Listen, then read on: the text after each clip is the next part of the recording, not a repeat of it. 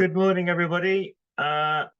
Welcome to this morning's webinar, which will be on the core system or what's called SkyHub solution. I will run through the slides in just a moment, but I'll just give people a few more minutes to arrive. Usually, like 1 or 2 minutes late. So. I see we've got 10 participants at the moment, which is really good to see.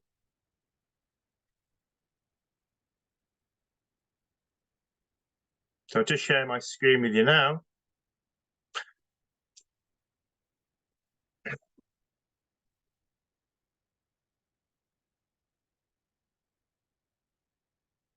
Okay, for those that are already on, I'm pleased to say that I'm joined by Christianis Linkovics from SPH Engineering. Some of you who deal with SPH Engineering already might know that Christianis is the lead engineer for the integrated systems area of the business, and dealing with SkyHub on a day-to-day basis. I certainly have a very close working relationship with his team, and I'm pleased to have him here today to give us some information on SkyHub in particular and how it can help us all. So that's all good. So I see more people coming on now, so that's really good. And let's kick off the webinar, and let's just have a quick look at what we're going to talk about today.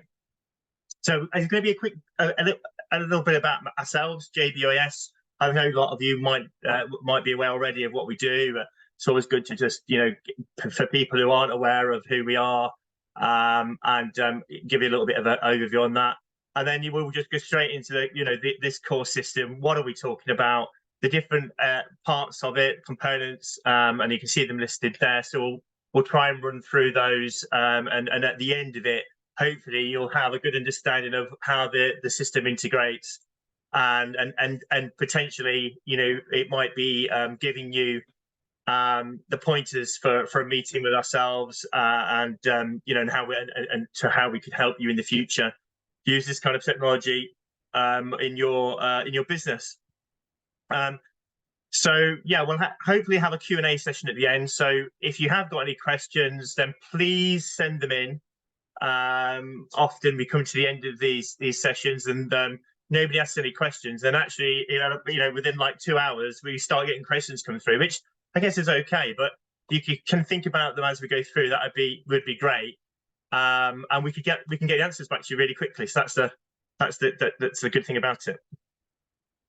So let's talk a little bit about ourselves. I'm not going to go on and on about it, but we partner very closely with the sensor OEMs, and we work very closely with SPH Engineering, and our role is really quite simple. It's really to enable, whether it's a small business or a really large business, to take on the technology and use it in their business, and create business from it themselves. So essentially that is what our purpose, if you like, is to help that journey of people becoming interested in the technology, becoming aware of the technology from our website or wherever it might be, through to the interest because maybe they've read something or they've seen something we've put on LinkedIn, and sort of help them along to that business decision to say, this technology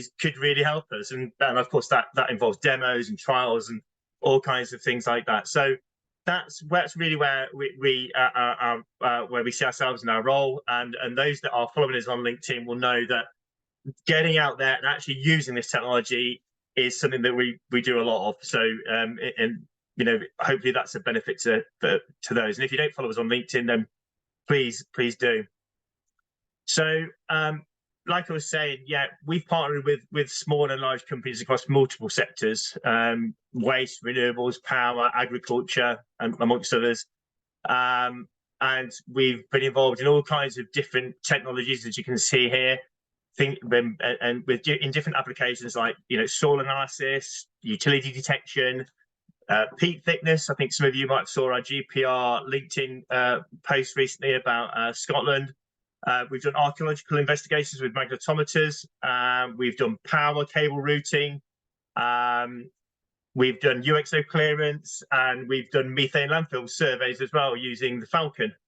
So yeah, we're involved in all these kinds of different systems,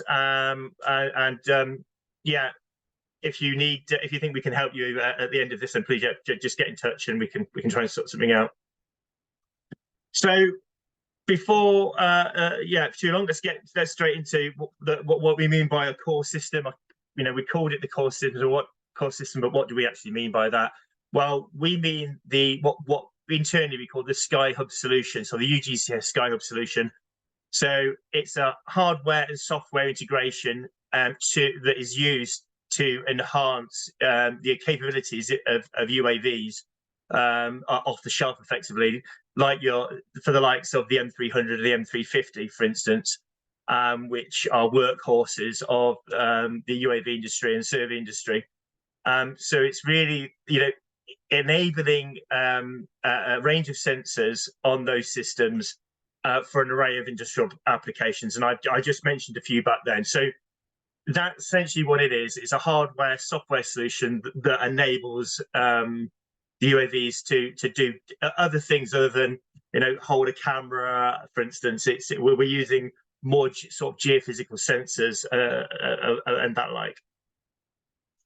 So this is just sort of an overview of what we mean by of what we're talking about, an illustration of what the core system components would be. So, and I've numbered these because that's if you remember in the agenda, that's the kind of the schedule, if you like, or the agenda which we're going to follow. So we're going to quickly talk about OSD cable system, and there has actually been an update to that, so it is worth putting in. We're then going to cover the SkyHub, and Christianis, being on the call, is close to the action there, and he's going to be able to give us a really good overview of SkyHub. Because some of you might know, we have the SkyHub has developed from SkyHub 2, and now we're on SkyHub 3. We'll then talk about CPM, or Custom Payload Monitor. I call it the window to SkyHub. It's how we communicate with SkyHub when we're out and about flying our surveys. And then we'll talk a little bit about the altimeter radar, a bit about object detection, and then lastly, we'll have a touch on the actual UGCS mission control software, which is where we plan our routes, where we want to do our surveys or our inspections. So yeah, just picture that. We're going to follow 1 to 6 through this presentation, and yeah, let's kick off by talking about the OSD cable. So yeah, Christianis, if you want to say a little bit about this, that'd be useful. Yeah, well, we are connecting to the DJI drones using this OSDK cable. Actually, we are moving from OSDK to PSDK, but the cable is the same, the connector is the same. It is just the firmware on the drone end that communicates with SkyHub that is different. But here in this picture, you just can see that we have enabled some additional diagnostics on this cable so that you understand what is happening to the system. Is it working or not? Is it connected? Because this one cable provides both the data from the drone and from SkyHub to the drone, and the power from the drone. So it's I wouldn't kind of single it out as the most important part of the package, but it is kind of the lifeline of the whole system. If it doesn't work, then you cannot collect data. Okay. Here, this is the brains of the system, the UGCS SkyHub, and here I want to take a step back and just explain what it's all for. Because, well, as you know, you can just take any drone, put on any sensor, additional GPS, things like that. But this requires you to integrate the sensor to power it independently, get independent GPS, even though the drone already has the power, the GPS, things like that. So when we looked at this integration of sensors with the drone, we quickly understood that we want a universal system to do this for many different drones, for many different sensors, instead of just taking a drone, putting on a sensor, additional battery to power the sensor, additional GPS, maybe even a data recorder, and that is how the SkyHub system was born.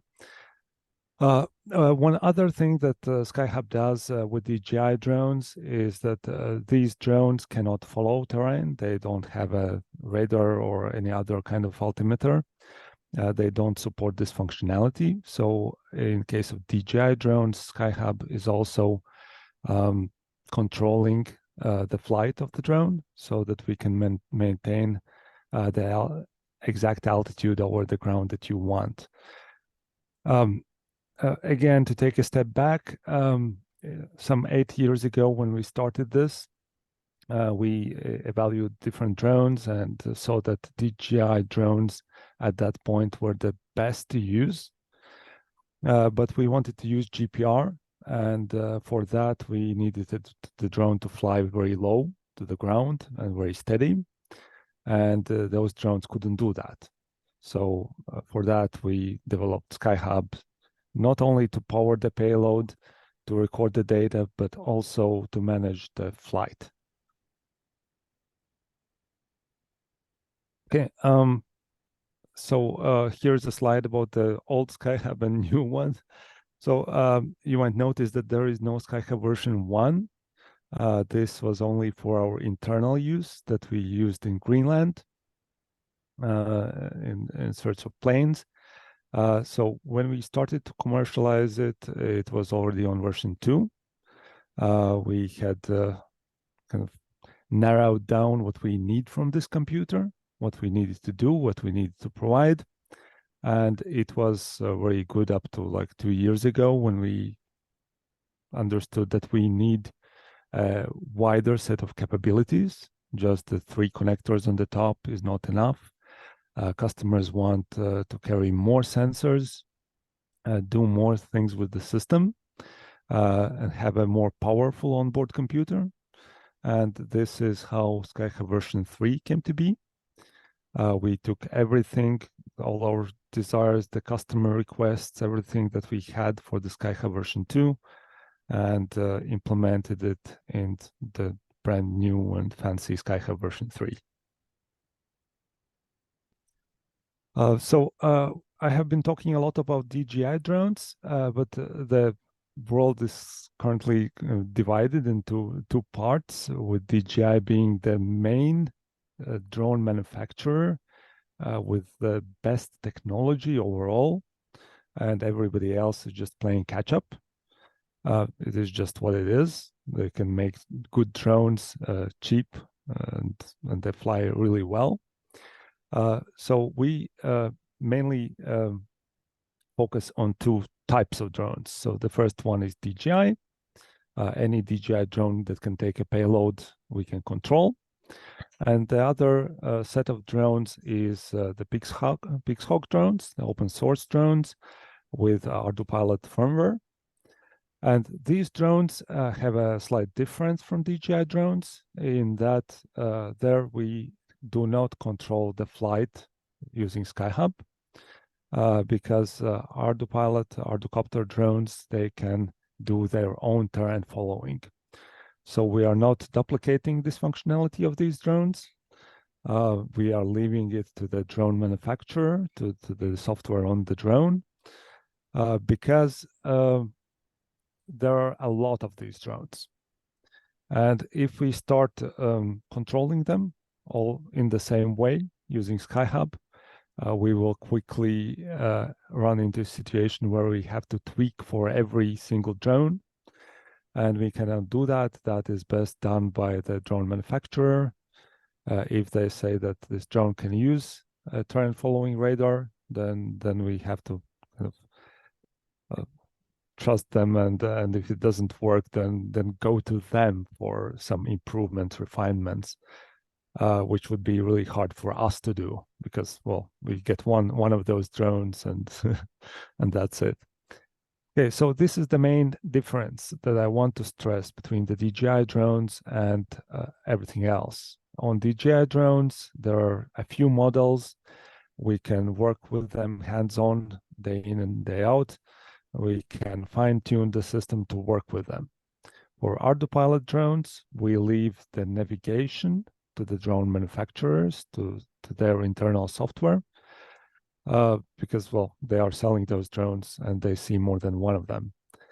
Okay, this is about that.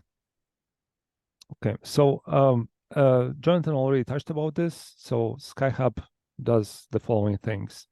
We collect the data, act as a data recorder, so you don't have to attach a laptop or something else on the drone. We fuse this collected data with data from the drone. So again, we don't need an extra GPS antenna, extra this or that. We can get velocities, GPS coordinates, altitude, everything from the drone and fuse it with the data from the sensor. There are some sensors which have already built-in data recorders. So this is kind of a duplication of functionality. But in those cases, those data recorders need a separate GPS antenna. And then we can provide this drone GPS signal to this data recorder that is sensor specific. And for DJI drones, we also do true terrain following. We are keeping the altitude very steady over the ground, whatever the terrain. We don't rely on maps. We see what the actual ground is. If there is a boulder or somebody has parked a car, you don't have to have that on the map. We adjust the flight. We also limit accelerations and how we react to targets to make the drone carry the sensor smoothly. Because for most sensors, the biggest problem is not the increase, decrease of the distance between the drone and the ground. It is the shaking of the sensor that creates additional data that is useless, that is not data, that is noise. So we work a lot on that. And also for DJI drones, we have implemented a separate radar obstacle avoidance sensor to supplement the optical sensors already present in the drone. Because even with the M300, M350, we saw that they have very sophisticated obstacle avoidance systems, but those only work in good lighting and good contrast. And if that is absent, the drone could easily just fly into a wall. It doesn't see the wall because there is no contrast. Okay, so for DJI M300, we have made the integration as easy as possible, but Jonathan would call it a simple process. I always help customers because this doesn't work with the first time, like almost never. But then with a little help, we can get the drone to talk. This is because DJI decided that you need the device that connects to the drone authenticated.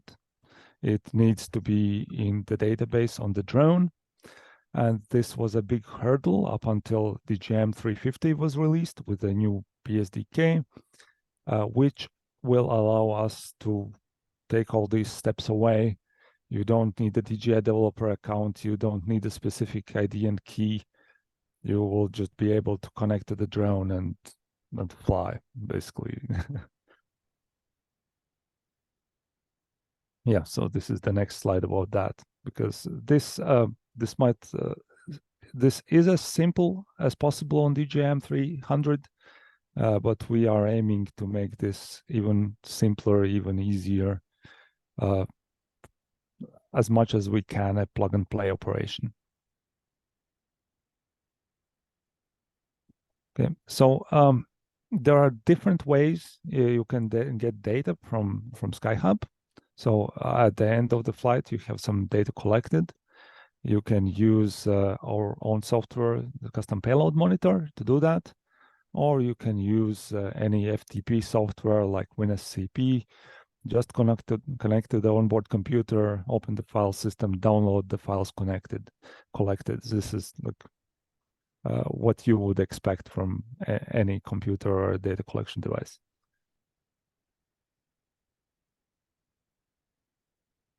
Okay, so what are the changes that we made for SkyHub 3? So SkyHub 2, we thought that we need only one UART connection to the autopilot, some altimeter, and maybe something else like for a methane detector or something like that.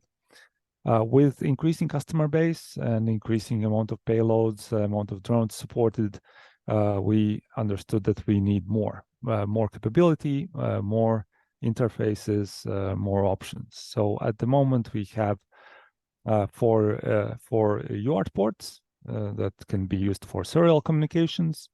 One specifically for RS-232 that is used mainly on echo sounders or for GPS output to some sensors. We have also some free GPIOs if the sensor needs some specific instructions or something else. Wi-Fi, Bluetooth, USB, and Ethernet. We can also take power from the drone. That's on the next slide, up to 60 volts. Oh, not on the next slide.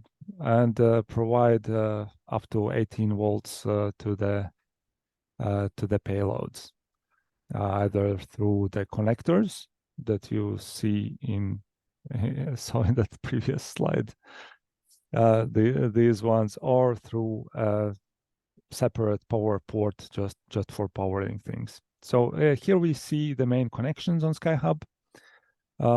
The 5 ports that you see on the top, they are all unified. They have all the same pins.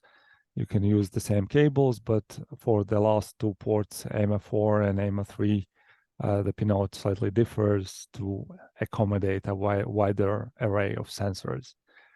In any case, you should be able to connect any sensor, any drone to any of the ports and not kill it.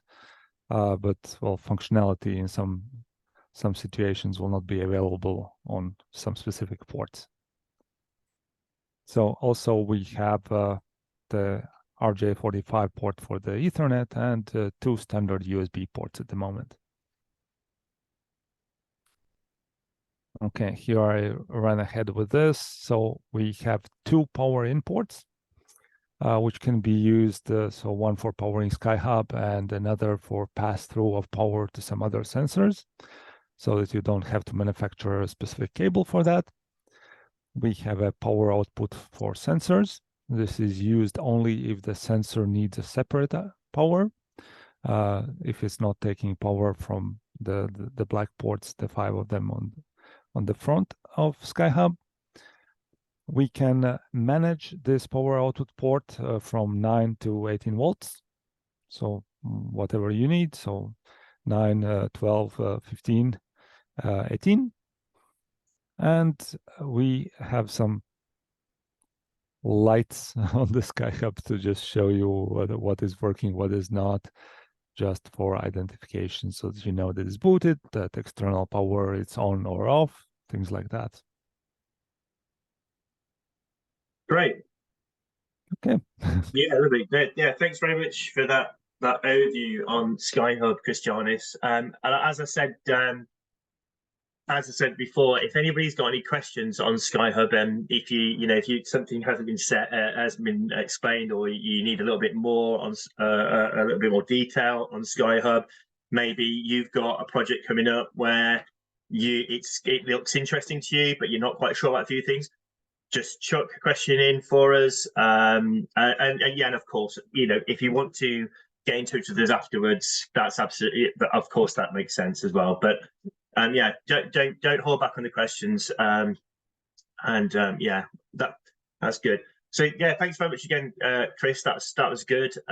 It's a very versatile component, and like Chris was saying, it's really the heart, if you like, of the whole solution. So yeah, very important point. component. Now, another important part of this solution is what's called custom payload monitor, or what we refer to as CPM because it's quicker. So the custom payload monitor, I just call it the window to SkyHub, because when you're out flying your surveys, it's how you interact with SkyHub. It's how you you program SkyHub, and how you go about programming in your payloads, if you like. So so what's so good about SkyHub is that SkyHub is a quick way of showing that everything is connected. So you can see, if you look in the picture, you can see the 3 green lights at the top: UGCS, drone, UGCS, SkyHub. And now we've got the cable as well, which with the LEDs, which is also giving you more clues to your potential connection issues. Then you can really you can really understand where the issues lie. On the whole, it's a very reliable system, but sometimes things happen, and maybe something's not just quite been pushed in enough. So it's good to have these sort of these clues. But yeah, if you see what the green lights all the way across the top, you're all ready to go. So it's a really good quick way of saying of SkyHub saying, I'm ready to go, and that's handy. So what CPM is also doing, it's allowing you to see live data, a live data feed from your payloads. Majority of payloads, let's say, where we take the data in and we fuse it, we can show a live feed. And I do know of customers that actually have gone one step further and have taken that live feed and done other things with them, so you can actually see live data appearing on the screen. It's very strange, such as methane applications for landfill applications, where they like to see the methane appear in front, the plume appear in front of them. So that live feed there, and we do that live feed. For example, you can see sort of like immediate history of your true terrain following. So you're able to see very quickly with a line, like a line chart, how accurate or how controlled the TTF has been, for instance, and also things like methane, where it is useful to have that immediate feed of information where you get a spike in methane. It's good to see that actually on the screen. So if you've got somebody looking at that as you're going along, you're able to, let's go back and have a look. So it's quite useful from that perspective. As you can see from the screen there, we've got terrain following showing there on the screen, and we've also got obstacle avoidance in there as well. Again, these are really simple to put in. They're just simply, you can see at the bottom it says not selected and a plus sign. You literally just click in there, you click the component that you want, you press the plus button, and it automatically puts it in there for you. And effectively, you just program it with what you need, and that's as simple as it goes. So you're able to put in here your target, for instance, if you're flying something like a magnetometer, where we're not necessarily taking the data actually into the system, where we're just sending a GPS signal out. We would just use the terrain following in that case. But in that case, we can put in our target altitude. Could be, let's say, it could be 2 meters, and we could also put a safe altitude. So we could also put a safe altitude. So at the end of the survey, we can tell it's finished its survey because it will go to its safe altitude. So we can put that in as well. Again, very easy to do. You'll also see an activate button there. So once we've put the data in, we press the configure button. It's not actually blue there, but it would be blue when we pressed it. That means that the system is configured for the data you put in it, and then we simply activate the flight using the activation button, and then the flight is once the waypoints or the mission is uploaded, we can activate the flight using that button. So very simple approach. The CPM is like the window. It's where we control the payloads and essentially target altitude of how we want to fly. It also allows us to download SkyHub logs, as Chris mentioned earlier. So there on this, you can see the second screen there that I've got. This all depends to some extent on what set. Well, it does. 100% depends on what sensor you're flying. You know, for example, you could be downloading NEA for an Echo Sounder. You could be have access to NEAM data, SegWide data. You might just want CSV, for instance. For GPR, you can go got SegWide, for instance. So it will provide you with a download not only of the SkyHub logs but also of the data as well.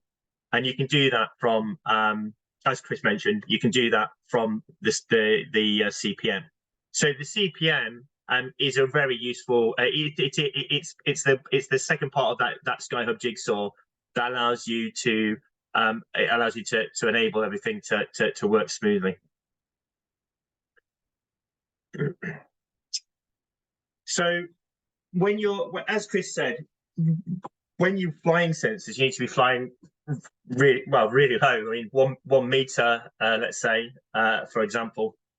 And obviously at 1 meter, you wouldn't be wanting to use your drone's barometric pressure readings because, as there's been seen in the past, it can't be trusted, and yeah, it can lead to some serious issues, like flying into the ground.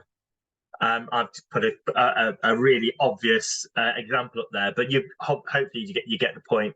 So with the radar on board the system, it's taking many readings per second, and it's able to provide that really accurate control of height above ground, or AGL as it's known, we don't need to rely on the drone's barometric pressure. The system is very sensitive, and it has a very good accuracy. So that's one of the reasons why the true train following radar is really useful, because when you're flying over, at distance, when you're flying over terrain at distance, you need to know that drone is going to perform to the expectation that you want, and not drop into the ground. Also, that's what we call true train following radar. Now, there is also another sort of standard algorithm that is used a lot, and it's used a lot with things like water samplers, Echo Sounders, and that is grasshopper mode. I mean, some of you might be aware of grasshopper, but it's a very useful algorithm. So with terrain following, you can see here on the top chart, you can see where we're going over terrain and we go up and down depending on the height above ground we've set in CPM, and the radar will look to see what it needs to do. Is it moving up, or does it need to move the drone down? Or with grasshopper, what we're able to do is we're able to send the drone to multiple waypoints, and have the drone drop to a certain height, and then to, if you like, hop back up again, go to the next point and do the same, and keep doing that over 20, 30, 40 or whatever points, waypoints. Now, what that is really useful for is the two main applications that I see a lot of is the first one is water sampling. So where you need to send a drone to a specific place in a freshwater lake, for instance, or a tank, for instance, or if it's big enough. You can take the drone to a certain place in that freshwater feature, drop to a certain depth, take a water sample, and then return the drone back. And that's really useful where you might not want boats in the water, for instance. There might be some restrictions around that. So the drone gives a really good way of taking samples from different places, different points in that water feature quickly and efficiently. The other one works in a similar vein, Echo Sounders. You sometimes get water features that has mechanical debris in it. It might be a large pond, but parts of it has got mechanical debris, trees, bits of old tire. It might have, for instance, it might have sandbanks. It might be that you can't do the usual approach, which would be to have a set speed of moving the echo sounder through the water, using true terrain following. Going to a point, dropping the sensor to the first waypoint, dropping the sensor echo sounder into the water, and then pulling it along with the drone at a certain height, i.e., the echo sounder is below the water at that level, maybe 30 centimeters below the water, all the way along that line. You can't do that if you've got a sandbar in the way, can you? So, or mechanical debris. So the grasshopper algorithm is really good because it gets around that issue. You can send the drone to multiple waypoints depending on where the debris is or where the sandbanks are, so that you can drop into deeper areas or out to the back of some debris and bring it back. Still get readings, and then for it to go on to its next waypoint. So you can do a if you like, a mixture of doing standard true terrain following of dragging the echo sounder through the water, and in the parts where you can't do that because you've got mechanical debris or a sandbank or some kind of other feature, you're able to use Grasshopper as a sort of something to add to the data set you've already got to make it more accurate. So that's where the radar, if you like, is used. So there's two ways of using the radar. One's the typical or standard true terrain following, which we've mentioned and Chris mentioned, but also this Grasshopper mode, which is really, really useful. So that is something to if you've got an application you think, oh, that might be useful to you, then yeah, get in touch. We can talk about it and see how we can help you. So a little bit about the radar and this system, and that is that it will work from a minimum of half a meter up to 50 meters. That's an improvement over the old system that has been updated. So it does operate at a higher altitude now, 50 meters. Flight velocity of 20 meters a second. And I'll jump to the 0.5 second delay. That is something that is just, it's just the way it works. It's just that there is a delay in that signal between the radar and the drone.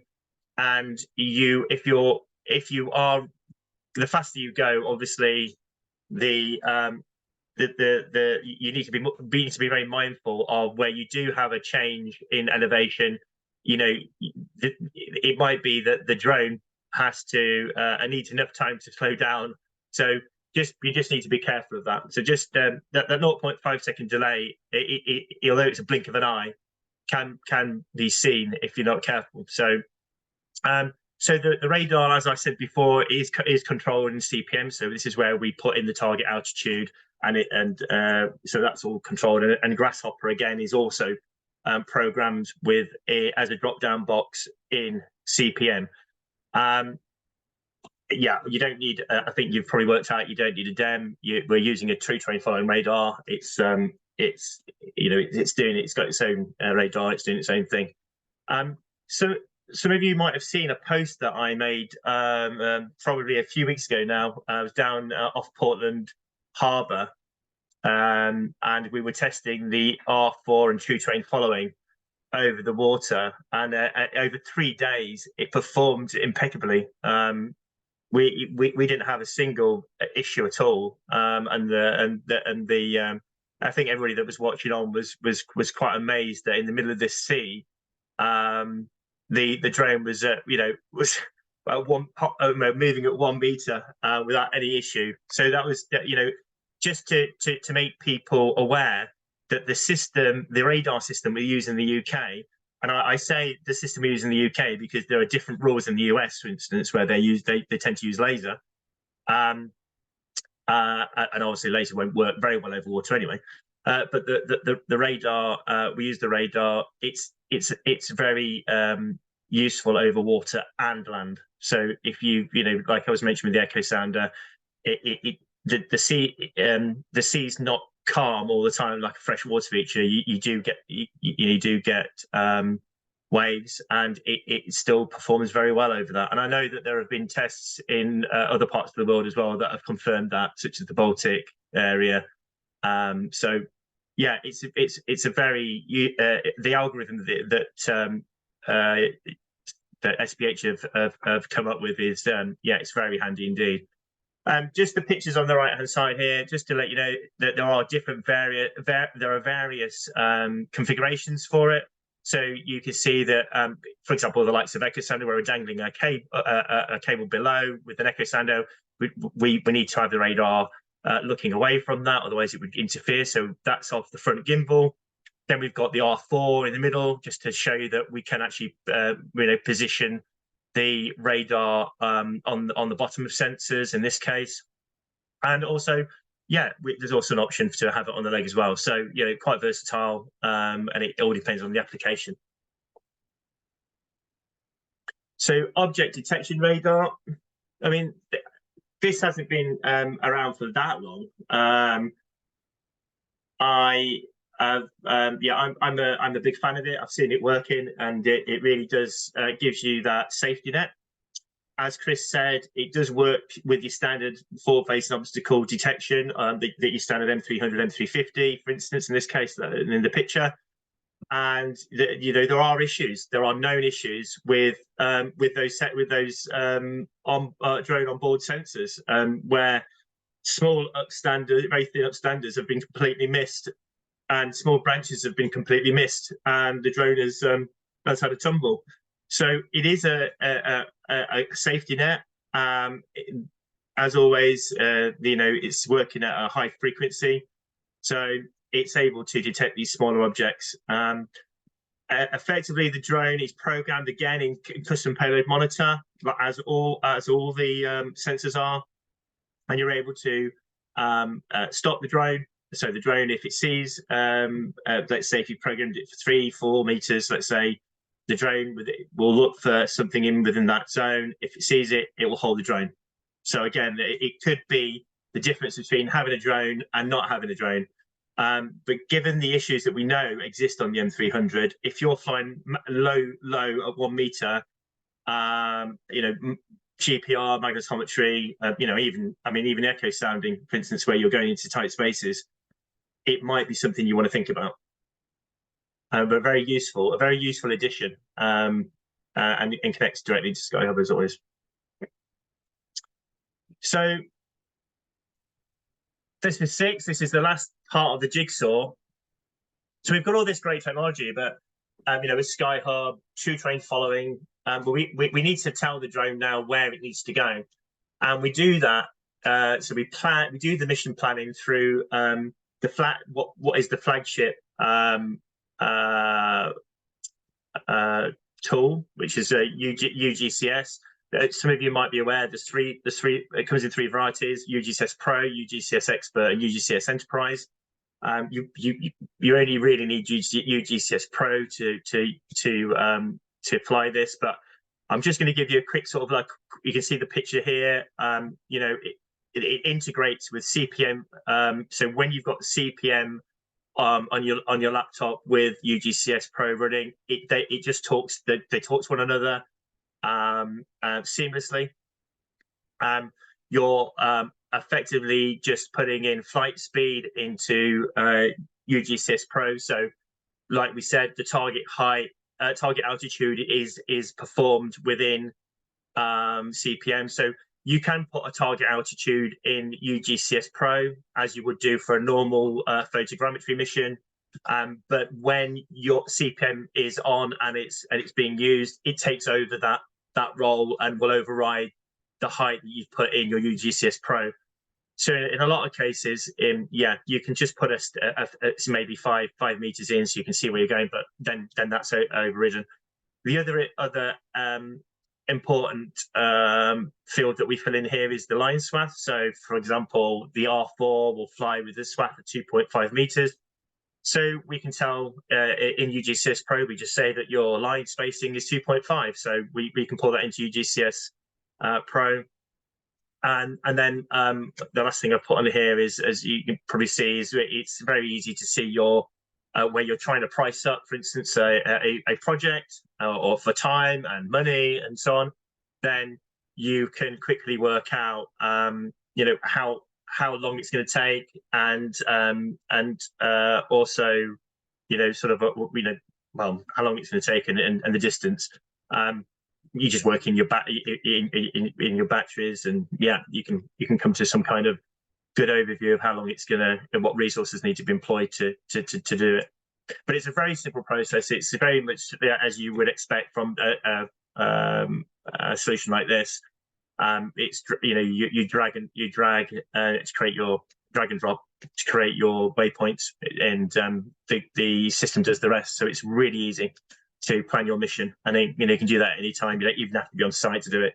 You can plan your mission and then come to site, boot up CPM, and it just sinks in. It's really, really clever. So the only other thing that I need to cover here is that, of course, right now it comes with a controller app, so you can see the route controller on your controller, and you can follow the route that your sensor is taking within the on the controller app. And I've just put a little note here. It's very simple to enable payloads. It's really the only thing you need to do within the controller app to make it ready, if you like, for flying these sensor missions. It's just to enable payloads. There's probably a couple of other things, but yeah, we'll cover it in your training, and nothing too strenuous. So between the UGCS for DJI, UGCS Pro, and CPM, it's a completely integrated software solution, which allows you to fly these sensors at very low. So yeah, it's a very handy system. So how would you fly? So it's just a quick look at how it would actually look on your screen when you were flying, and you can see here that this is how I have it set up and how I see it set up, and I recommend it set up. Your full screen view would be that you have CPM on the left and you have your UGCS Pro on the right, and they're seamlessly talking to each other. So when you've you've created your mission, you've created your swath, you've created your speed, or you've put your speed in, it's created your survey area. You then move over to your CPM and you do what you need to do in CPM, and then it takes over. You'll start to see that it takes over. If you want it sort of brings it all together. So it's a very simple solution, and yeah, I could have a webinar just on that alone, I think. So let's just recap the systems. We've gone through, we went through the OSD cable, we looked at the SkyHub, Chris went through the SkyHub for us, we touched on CPM and its role in being the window to SkyHub, and it allows you to program all your sensors and plug it and enter your height above ground that you want the drone to fly at, your top and your safety height, so you'll know when it's finished, or it needs to go to a safe height. We've touched on the altimeter radar, and we touched on the true terrain following feature and the grasshopper feature as well, and how useful that can be. We then touched on the object detection radar, and how it works in hand with your M300, M350 obstacle avoidance, and we looked at the shortcomings of what customers had found with those onboard obstacle detection systems, and how it's a good idea, a safety net, to have maybe the object detection radar on the drone as well. And then lastly, I just took you through the UGCS Pro and how you can put your swath and your speed in, and how it integrates quite easily, not only with the controller app, but also with CPM as well. The seamless link. It's a completely seamless link. So that in a nutshell is the core system component. So hopefully what that has done is, without going into endless detail, is just give you some understanding of the system, of the core system, and also whetted your appetite to maybe come and ask some more questions, or come to us and talk to us. So yeah, hopefully that's given you, that's kind of where we end. Just like to emphasize what Chris said, is SkyHub is sort of the center of the universe of this system. Everything, it goes into SkyHub and it comes out of SkyHub. It's a universal system for lots of different sensors. So you just buy the core system, and essentially then you one day you could be flying methane, the next day you could be flying an echo sounder with a few changes on the system. So it's very versatile and very cost effective. Okay, so that's the end of the webinar as per. But if there are any questions at all, we'll go to them now. I can see that there's one in there. So what battery life would we expect for the M300 using an echo sounder? Chris? Yeah, I would expect around 25 minutes, no more. And over water, you always have to see that you have enough battery life left at the end of the flight to come back. So always keep that in mind.